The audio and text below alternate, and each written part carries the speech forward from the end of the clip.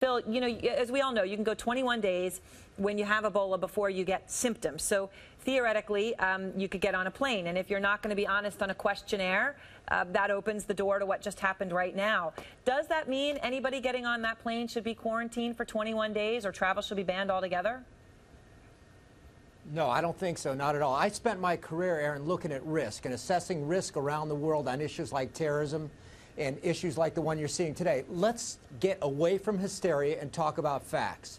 Country of 330 million people, we've got a couple of infections. In 2012, 2013, the United States, 170 plus people in this country died from the common flu.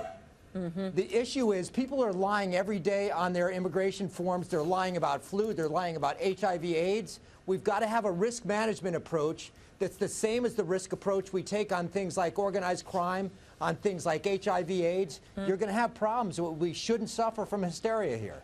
Mark, you disagree? Yeah, I mean, what hysteria? There's simply no excuse for not having stopped travel from Liberia, Sierra Leone, and Guinea. I mean, what's the risk? People from there, say there's a foreign student from Liberia who wants to come here, he'll have to wait a few months before he can come here. Frankly, I'm okay with that. The point of the borders of the United States are to protect Americans. Nothing's ever going to be perfect. Stuff's always going to go wrong. This is why you have multiple layers. You prohibit travel from there because stuff is going to go wrong if you just let people on the honor system say, oh, no, I don't have Ebola, I'm okay, and you let them in the United States. So, Juliette, I know you've been kind of thinking about this. Your position's evolving a bit, and now I believe you think restrictions are worth considering. What's changed in your mind? I mean, I think at any stage when let's just say if this heats up and we get more patients, we should put everything on the table. But let's just, as Phil said, we have a patient, we have one patient.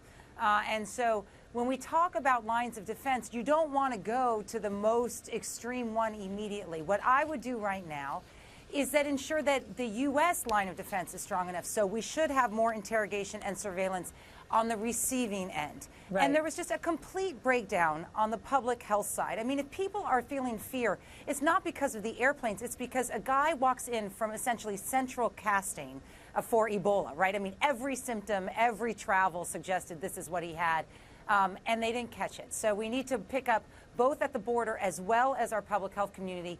But I wouldn't put the restrictions off the table. It's just we have one case. So it's just one case. So we need to just put that in perspective. Go ahead, Mark. Aaron, what's the risk here? I mean, these are three small countries.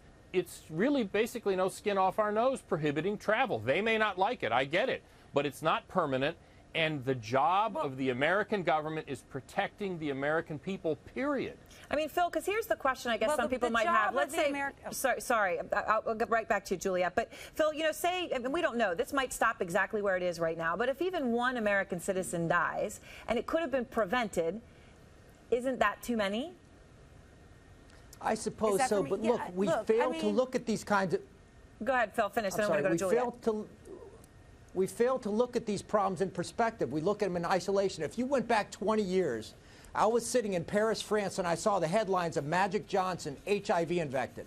I suspect most Americans would have said that day, without looking at the incidence of infection across America on other issues, we should have shut down borders for anybody who was HIV positive. Mistake. We can't, as Americans, take an analytic approach. We've got to take a hysterical approach and say we've got a couple infected people in a country of 330 million, and we've got to change the way America operates. I'd say no.